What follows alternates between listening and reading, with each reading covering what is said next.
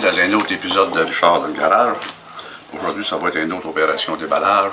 J'ai fait des recherches et j'ai acheté deux ensembles de O-ring, joint italique en français, mais O-ring dans notre langage.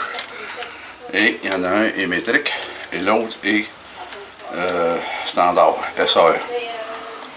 Donc, je vais déballer ça. Et ça venait aussi avec un ensemble de pics, là. Pour quand on veut défaire, on veut décrocher un joint torique à quelque part, puis que c'est bon. C'est jamais, on n'a jamais trop de ça. Donc, je déballe ça. Ici, on a 407 dans le modèle standard. Il y a 32 grandeurs. Ça part de R01 à R32. J'imagine que c'est une espèce de désignation internationale. Pareil pour le métrique. On part de R01 à R32. Donc 32 grosseurs différentes. Métrique et standard. C'est pas... de toute façon, personne ne va être surpris d'apprendre que tout ça, c'est fait en Chine. Là, longtemps, quand je dis longtemps, je dois faire 45 ans, j'ai fait affaire avec une compagnie qui était basée à Vaudreuil, ça s'appelait EG&G Seal Oil. Je ne sais pas ce que le produit était fait, mais ils vendaient des ensembles comme ça. Peut-être que dans ce temps-là, c'était fait quelque part dans les Amériques, mais maintenant, c'est tout fait en Chine. On vit avec. Que veux-tu? Ce que j'aime, c'est que c'est comme ça. On peut pas, sont toutes de même, c'est pas dans des casiers où c'est que ça peut se mélanger. Ça se mélange pas. Les grandeurs sont, c'est sûr que bon, faut un petit peu creuser. Là. Regardez ça avec une loupe pour le numéro. Mais le référencement est tout ici sur le dessus. Bon.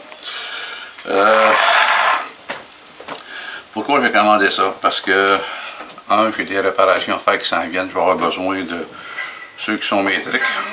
Au prix qu'ils vendent ça, l'ensemble, ben, ça va la peine d'acheter l'ensemble plutôt que d'acheter les O-rings séparément à l'unité. Et j'ai aussi des réservoirs d'essence en arrière. Puis je pense que je ne suis pas le seul qui dit ça. Ça, c'est pour le métrique. Il y a 419 pièces avec le petit fermoir ici. Et les petites réservoirs d'essence, je suis sûr qu'il y en a d'autres qui ont vu que ça. À un moment donné, les O-rings, ils aplatissent. Quand tu verses ton essence, ça coule. Je ne sais pas pour les autres, moi ça me fatigue.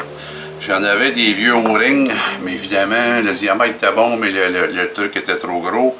Finalement, ça ne faisait pas le boulot. Ça, avec ça, juste avec ce que j'ai plusieurs canisses de gaz, pas ça, des contenants d'essence, juste avec ça, ce que je vais pouvoir couvrir avec ça, ça va payer, je dirais, l'ensemble des deux ensembles. Et voilà, c'était le déballage de ça. Il y a un truc ici, c'est pour vérifier, valider le diamètre, c'est ça. Qu'est-ce qu'il y a pour de ça? Ben, c'est bien identifié. C'est pratique, c'est le genre des gens qui font beaucoup de mécanique. Je suis persuadé qu'ils en ont tous des ensembles de même. Peut-être, probablement de marques différentes. J'ai fait une petite recherche sur cette compagnie-là. Ils font pas juste des O-rings, ils font d'autres produits aussi. Fait que, bon, mais je pense que c'est pas mal tout quand on fait des recherches, c'est pas mal tout le même genre d'ensemble, sauf qu'ils mettent des autocollants différents. Ça, ces petits outils-là, ben, comme je dis, on n'en a jamais trop. Ça venait avec. C'est pas ça qui a influencé ma décision, mais ça venait avec. Fait que c'est un petit plus. Et puis c'est toujours pratique quand on vient pour aller chercher un O-ring à quelque part, c'est serré. Et aussi d'autres utilités. Les gens qui bricolent le moindrement mécanique vont vous en faire part que ça sert à bien des sauces. Bien, sur ça, c'était tout. C'est pour la petite présentation. Je vous remercie et je tiens à vous remercier encore une fois. Et merci de votre soutien et d'écoute. Sur ça, ben, je vous dis merci et à la prochaine. Au revoir.